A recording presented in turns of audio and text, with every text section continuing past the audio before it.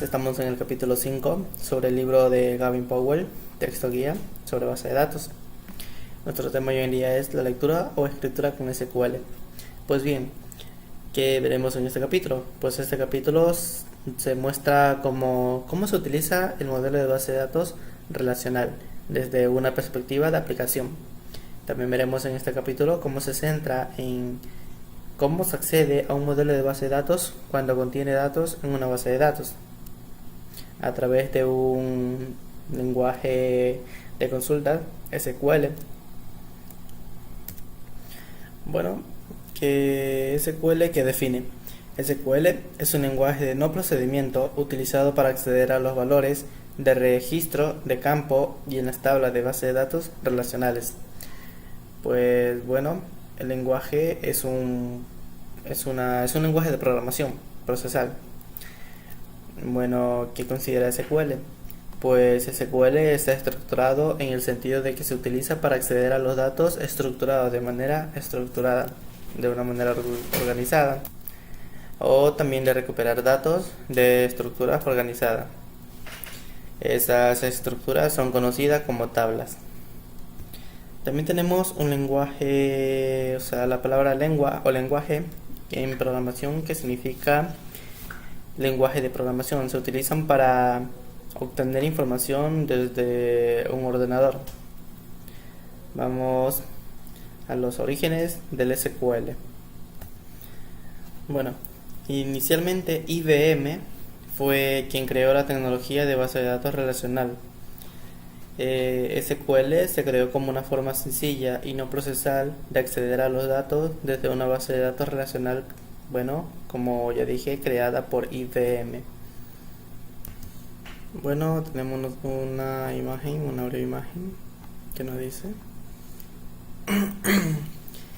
seleccióname todo el código del autor y el nombre del autor de la tabla autor.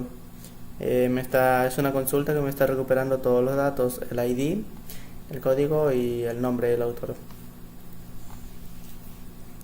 SQL para base de datos diferenciales, diferentes.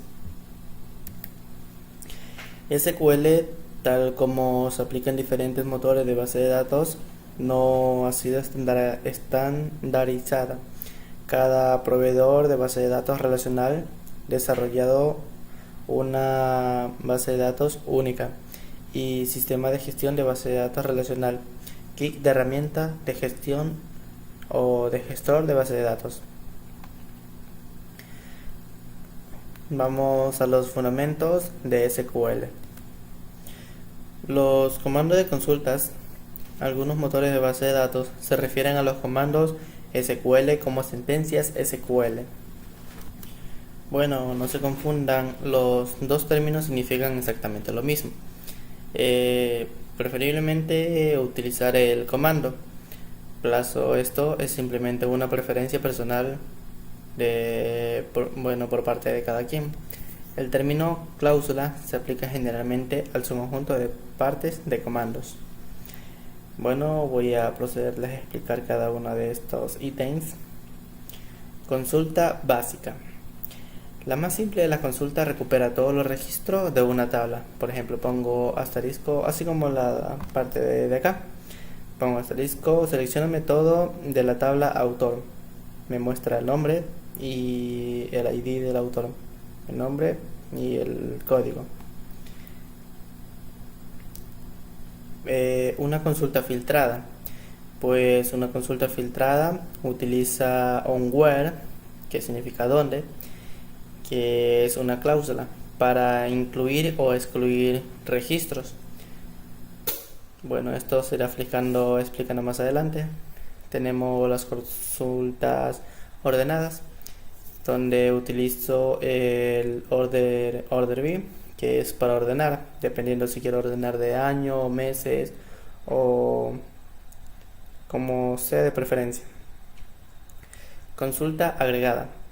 Agregada, su nombre lo está diciendo, vamos a usar un término de agrupación.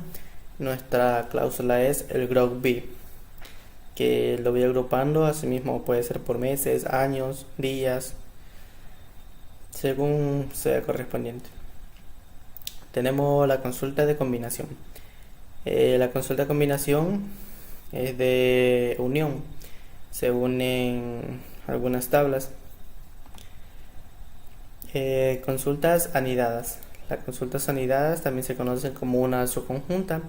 Es una consulta dentro de otra consulta, donde esa consulta es tomada como una tabla. Las consultas compuestas son una consulta compuesta que combinan múltiples resultados